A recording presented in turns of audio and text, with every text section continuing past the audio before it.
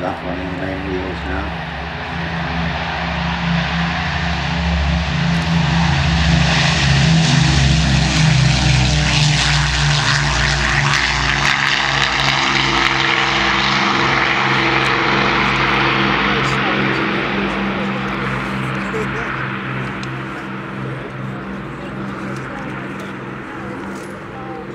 They're airborne barely halfway down the runway, gears up before the air. A truly spectacular sight. I think you'd agree, Brendan. It's a wonderful machine.